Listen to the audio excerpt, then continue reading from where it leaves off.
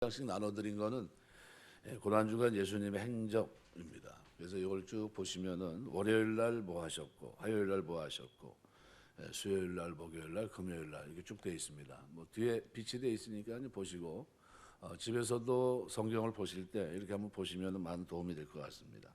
사복음서가 잘 기록해 놓고 있거든요. 그래서 그런 부분에서 오늘 우리가 화요일인데 세 가지 비유, 열처녀 비유, 달란트 비유, 양과 염소의 비유, 이 내용을 잠깐 다루면서 은혜를 나누려고 합니다. 마태복음의 이 세 가지 비유는 사실은 따로따로 띄워놓고서 얘기하면 안 되는 비유입니다. 그래서 이 비유는 분리될 수 없는 연관성을 가지고 있는 비유입니다. 그래서 세 비유, 특별히 마태복음에는 예수님의 마지막 고별 설교가 기록이 되어 있는데 24장, 마태복음 24장 44절에 보면은 이러므로 너희도 준비하고 있으라. 생각지 않은 때 인자가 오리라. 그러면서 쭉 설명하는데 생각지 않은 때 인자가 오는데 그러면 어떻게 살아야 되느냐는 거죠. 구원받은 자는 어떻게 사느냐라는 거죠. 양은 어떻게 사느냐, 하나님의 종은 어떻게 사느냐라는 걸 얘기하면서 삶의 세 가지 원형질을 얘기한 겁니다. 아주 근본적인 걸 얘기한 겁니다. 그러니까 우리가 살아가면서 예수 믿고 구원받은 자들은 이 땅에서 주님 오실 때 그들은 어떻게 살아가고 있을까? 막연한 추측 속에 있는 것이 아니라 예수님은 이 말씀을 통해서 그거를 드러내놓고 있는 겁니다. 그래서 세 가지 사항이 있는데 그 첫 번째가 뭐냐 하면 열처녀 비유입니다. 그러니까 인자가 오실 때 우리가 예비해야 될 첫 번째는 열처녀 비유를 통해서 말씀하는 겁니다. 모두가 잠을 잤는데 다른 점은 등잔의 기름을 준비했다는 겁니다. 등잔의 기름을 준비했느냐 안 했느냐라는 거죠. 그래서 이 부분을 설명하면서 많은 신학자들 가운데 충돌이 있긴 있어요. 근데 이 기름을 뭐로 보느냐? 성령의 기름으로 보느냐 아니면 성도의 옳은 행실로 보느냐? 대부분의 성도 신학자들이 성도의 옳은 행실을 봅니다. 왜냐하면 성령의 기름은 우리 예수 믿고 구원 받으면 하나님의 성령의 기름 부음이 있습니다. 그 기름 부음은 우리의 삶을 구별된 삶으로 나가게 하고 그 삶은 의로운 삶을 살게 합니다. 그래서 여기 열처녀 비유는 기름은 불을 일으키는 근원입니다. 레위기 6장 8절에서 13절에 보시면 번제단의 원래 불이 꺼지지 않도록 하라 그랬습니다. 그러니까 인자가 오실 때 우리 심령 속에 믿음의 불이 사그러지지 않도록 예비하는 것, 이것으로 보통 얘기하는 사람들이 있습니다. 그래서 우리가 어느 면을 취하든지 이거는 뭘 얘기하는 겁니까? 신앙의 내적인 걸 얘기합니다. 내적인 거, 내 중심이 살아있는 뜨거운 모습을 가지고 살아야 된다는 겁니다. 식어진 모습이 아니라 주님의 오심을 이런 사람들은 어떻게 해요? 준비하며 아멘 예수여 주 예수여 어서 오시옵소서라는 준비된 그런 모습으로 성령 충만한 가운데 살아가는 모습을 분명히 보여줍니다. 그래서 마지막 때를 살면서 우리가 우리 속사람이 날마다 뜨겁게 되시길 주의 이름으로 축원합니다. 사도 바울은 나는 날마다 새롭도다 그랬어요. 날마다 새롭다는 게 뭡니까? 하루하루가 하나님의 은혜로 성령 충만한 가운데 하루라는 거예요. 그러니까 우리가 신앙생활하면서 하루하루가 날마다 새로워야 됩니다. 오늘도 하나님의 은혜로 사는 한 날을 하나님이 주셨구나. 이 날을 나도 뜻있게 살아야 되겠다라는 거죠. 말씀을 쫓아서. 두 번째 이 달란트 비유의 핵심은 뭐냐면 이 세상에 살 때 자신의 처해진 삶의 현장에서 지레 겁먹고 시도하지 못하고 그냥 주저앉아 있는 사람들에 대한 책망입니다.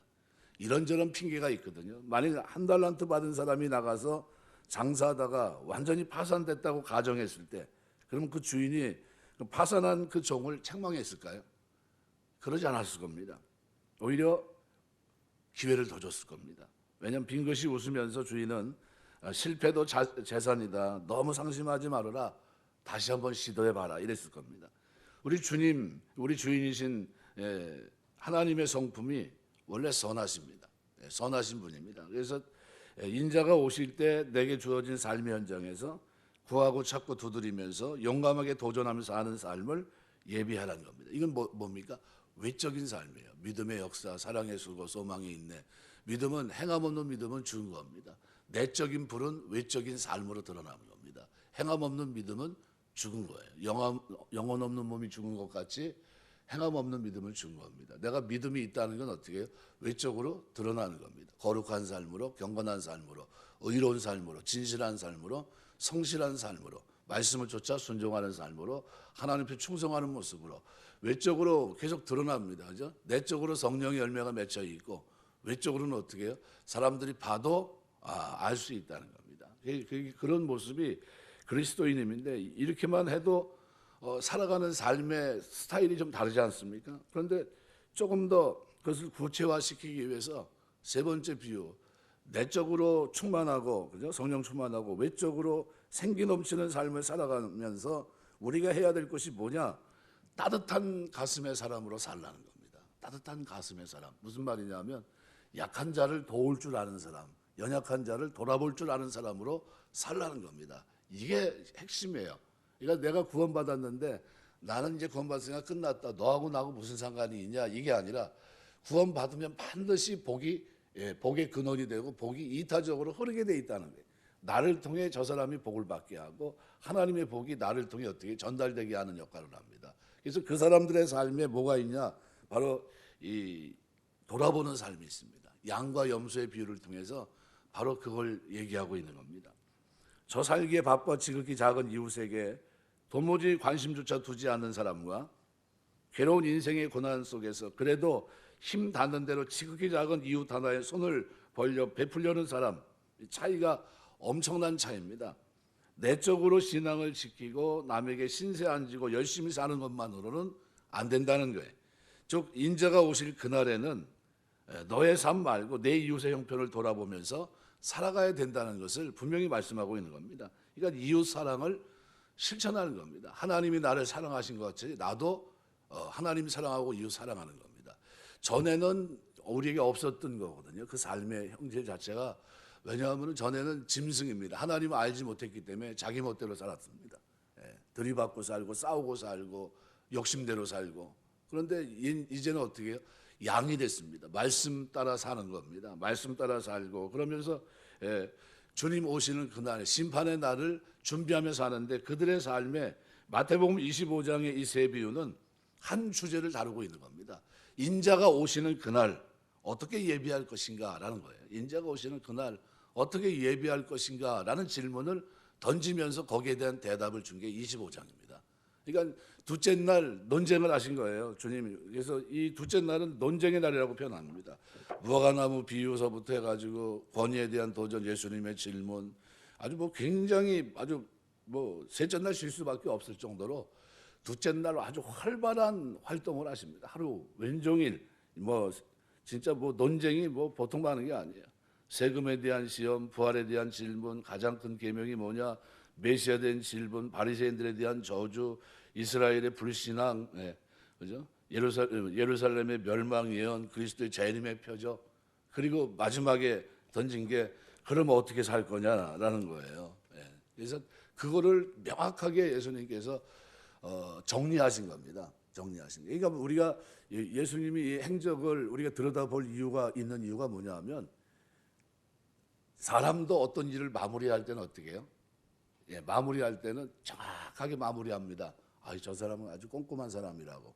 어떻게 저렇게 마무리를 멋있게 하지? 이렇게 할 수 있어요. 이 땅에 오신 예수님은 자기 행적을 할 때 두서없이 막 했을까요? 그러지 않았을 겁니다. 그죠? 뭐든지 다 뭐로 했습니까? 아버지의 뜻이 이루어지는 관점에서 모든 걸 이뤄나갔거든요.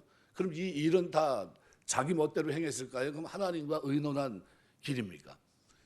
하나님과 의논한 길이에요.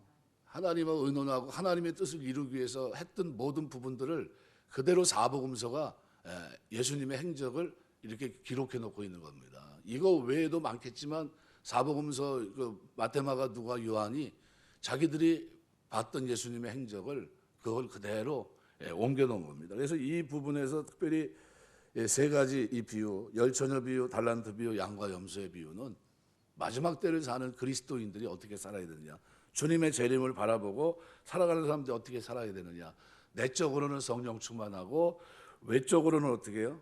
생기 넘치는 삶을 살아가고, 그 다음에 어떻게 해요? 가슴 따뜻한 사람으로 이웃 사랑을 실천하며 살라는 겁니다. 그래서 인자가 오실 그날을 어떻게 예비할 것인가라는 종말론적인 명제 앞에 서 있는 우리에게 그 해답을 주신 말씀입니다. 그러니까 신앙에 열심만 있다고 다가 아니고 열심히 살았다고 다가 아니고 남을 도와주는데 앞장섰다고 다가 아니라는 겁니다. 이것이 어우러져야 된다는 거예요. 예수는 몰라도 남을 위해 한평생 바친 사람이 얼마나 많습니까? 예수는 몰라도 남에게 피 안 주고 열심히 산 사람이 얼마나 많습니까? 그러니까 마태복음 25장의 세 비유는 크리스찬의 삶의 세 가지 삶의 원형질이에요. 그러니까 이 세 가지가 반드시 있어야 되는 겁니다. 이건 있고 이건 없고 저거는 있고 이런 게 아니라는 겁니다.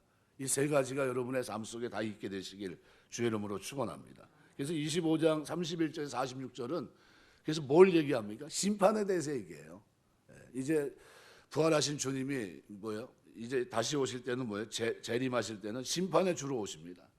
공중의 혼인잔치를 마치고 세상의 심판주로 오실 때 31절 보면 자기 영광으로 오신다.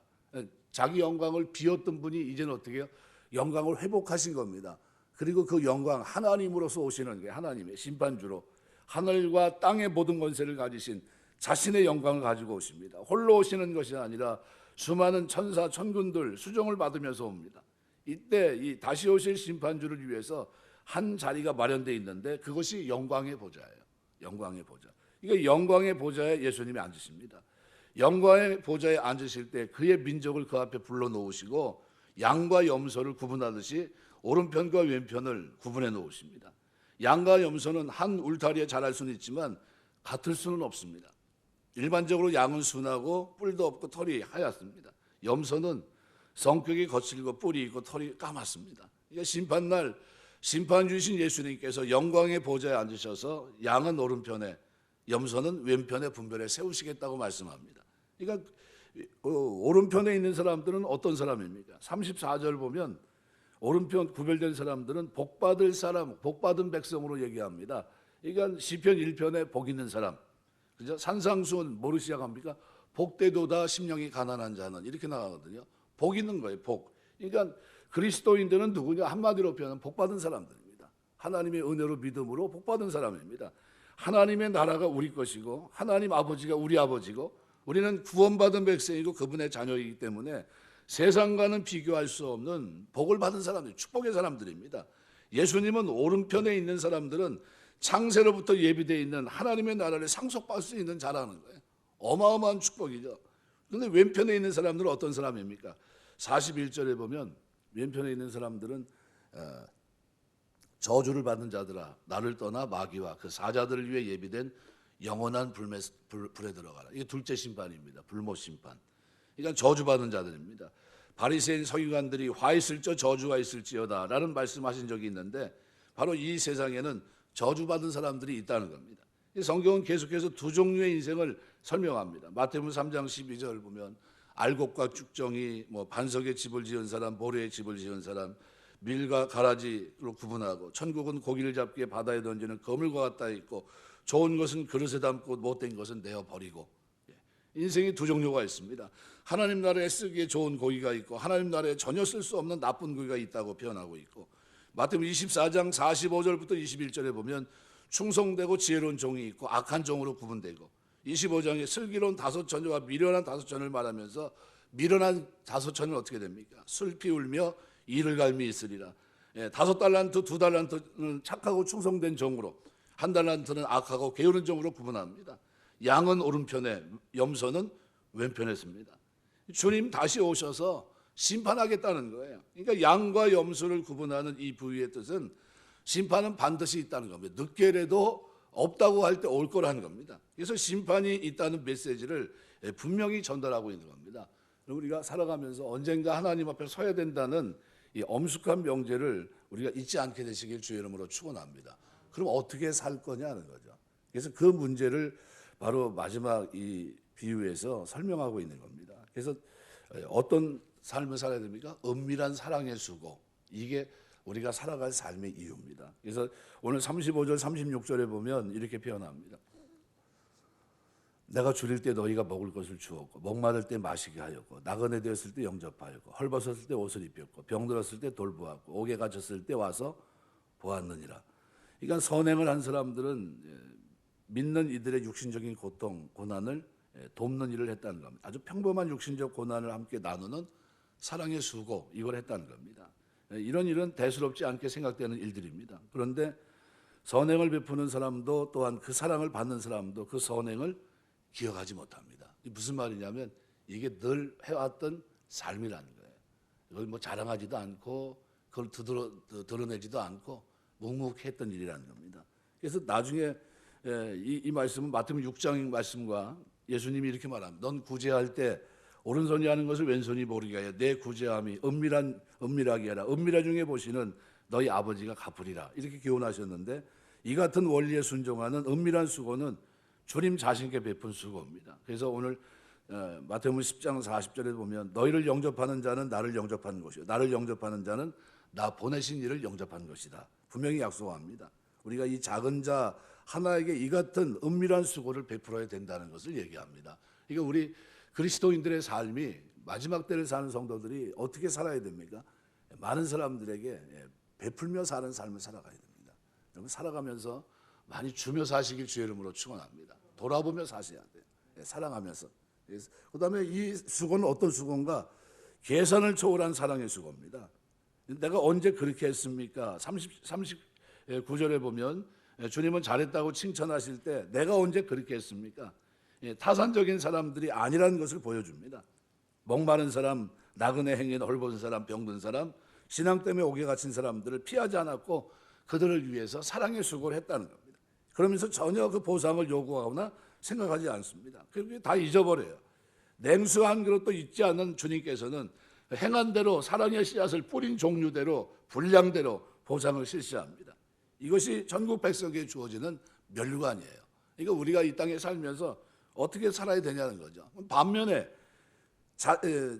자신의 윤리 규범으로 만족하는 왼편의 사람들은 주님께서 그들의 어떤 비행을 책망하십니다. 44절에 보면 주님께 따져요. 뭐라고 얘기합니까?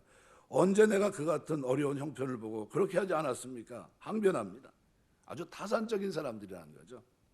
사랑을 받아야 사랑하는 사람들이고 선물을 받아야 선물하는 사람들입니다. 그래서 갚을 것이 전혀 없는 거지에게는 한 입의 동량도 기피하고 오히려 그들을 저주를 내뱉는 그런 사람들이라는 거죠. 결국 이 같은 사람들은 영적인 계산법을 모릅니다. 영적인 계산법이 뭐냐 하면 누가복음 6장 38절에 기록한 대로 주라 그리하면 너희에게 줄 것이니 곧 후히 되어 누르고 흔들어 넘치도록 너희에게 안겨주리라. 너희 헤아리는 그 헤아림으로 너희도 헤아림을 도로 받을 것이니라. 살아가면서 많은 선한 일 하시길 주의 이름으로 축원합니다. 그리스도인들이 이 땅에서 해야 될 가장 아름다운 일입니다. 그래서 오늘 우리가 고난주간 둘째 화요일입니다. 논쟁하시는 날 예수님께서 마지막 심판을 얘기하신 겁니다. 그 심판을 얘기하면서 내가 죽는 게 끝이 아니라는 거예요. 너희가 볼 때는 내가 이제 좀 있으면 십자가 지지만 그러나 할 얘기 다 하신 거예요. 그리고 거기다 어떻게 살아야 되느냐. 내가 다시 오늘 그 심판주로 오실 그때 내가 너희를 평가할 텐데 그때는 어떻게 살아야 되느냐. 그걸 얘기한 겁니다. 내적으로 성령 충만, 외적으로는 어떻게 해요? 따뜻한 사람으로, 그죠? 사랑이 충만한 사람으로 살아야 된다는 것을 분명히 보여준 겁니다. 참 우리 교회가 하나님 은혜 속에서 참 먼 곳에 있는 이 교회들을 돌아보고 그들에게 교회를 세워주고 이게 굉장히 중요한 겁니다. 어려워도 1년에 한두 번 꼭 어떻게 해요? 사랑의 쌀을 나누면서 어려움 속에 있는 사람들을 돌아보고 굉장히 좋은 일을 하는 겁니다. 하나님 보실 때. 근데 우리가 이거를 내세우는 게 아니라 어떻게 해요? 우리는 이건 우리의 삶입니다. 이게 돼야 되는 겁니다. 마땅히 해야 될 일을 했을 뿐입니다. 이런 태도예요. 이게 우리가 이 땅을 살아가는 삶의 모습입니다. 우리가 고난주간을 통과하면서 예수님이 화요일 날 논쟁의 날에 결론을 지으시면서 말씀하셨던 그 내용, 이것을 여러분 기억하시면서 이것이 여러분의 삶의 원형질이 되시길 주의 이름으로 축원합니다. 어떤 일이 있어도 이 삶의 틀을 가지고 주님 오시는 그날까지 경건함과 거룩함을 가지고 주의 나라 임하기를 간절히 바라보며 사모하는 사람들은 흰옷 입고 올라가 산에 있는 사람들이 아니라 어떤 사람입니까? 가난하고 굶주리고 헐벗고 옥에 갇히고 그들을 돌아보며 섬기고 사랑을 나누고 그러다가 주님 앞에 서는 거예요. 이게 우리의 삶이 되어야 된다는 겁니다. 이단들은 어떻게 가르쳐요? 흰옷 입고 팬티까지 흰옷 입는다 그러더라고요. 그리고 올라가서 주님 오시는 거 기다린다 그래요. 말도 안 되는 소리 하는 겁니다. 우리는 그때 어떻게 해요? 아무도 돌아보지 않고 소외된 사람들을 돌아보며 사랑을 나누고 이타적인 사랑을 베풀면서 살아갑니다. 마땅히 해야 될 일을 했을 뿐입니다 하면서 그것이 그리스도인입니다. 우리가 살아가는 동안 주님의 심판을 기억하시고 언젠가 양으로서의 삶을 살아가는 그 즐거움이 저와 여러분의 삶 속에 구원받은 즐거움으로 아름다운 믿음의 모습으로 나타나게 되시길 주의 이름으로 축원합니다. 기도하겠습니다.